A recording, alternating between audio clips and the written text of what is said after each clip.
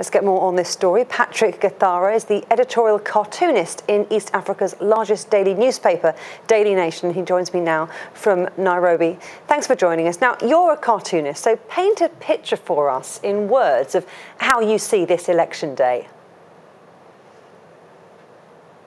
Well, thanks for having me. Just a quick correction. I left the Nation, so I'm actually now working with something, a website called the elephant.info.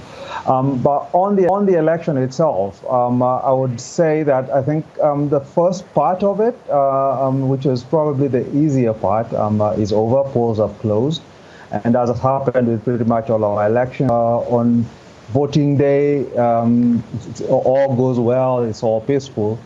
Now the hard part comes, which is counting, tallying, and announcing the results that comes, and that's where is always problems. So I think for now, everybody is hoping that the IEBC, which is the body that is tasked with holding the elections, has its acts together, and that the next few hours will pretty much will be the test for it now. Now, we know it's a close-run thing. Some commentators are saying it isn't who wins, but it's going to be how the loser and his supporters then react. Do you agree? To a large extent, yes. I think the big question will be whether or not people will believe the results that are given out by the Independent Elections and Boundaries Commission.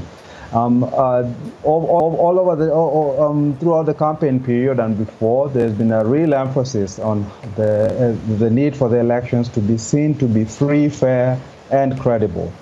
And this is exactly the fear that a lot of people have, is that if the results are not seen and the process is not seen as trustworthy, that whoever loses might then not accept.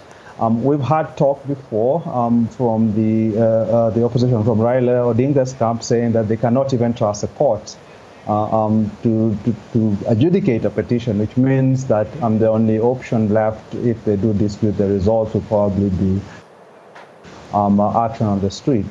And that raises a whole, or opens a whole kind of worms for Kenya.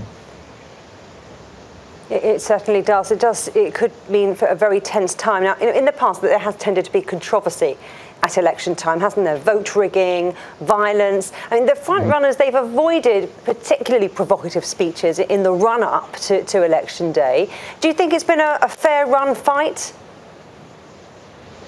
Well, it has been, although there have been the usual and very dangerous ethnic undertones throughout the process. There's been the demonization of Raila Odinga, for example, by the government side, and also the way the IEBC has conducted itself has not been the most transparent way. So it doesn't actually engender lots of confidence going into this. You will remember that following the 2013 election, many people had lots of misgivings with how that election was carried out, all the technology that we relied on to conduct a fair election after the debacle of 2007 failed in 2013. So the question again is, will that work this time? Will people believe it? You know, and you're right, when it comes to elections, there's always been this undertone of violence that accompanies them.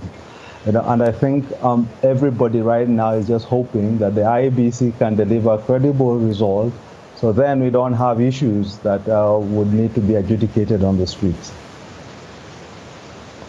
Well, thank you very much for your insight into those Kenyan elections. Thank you.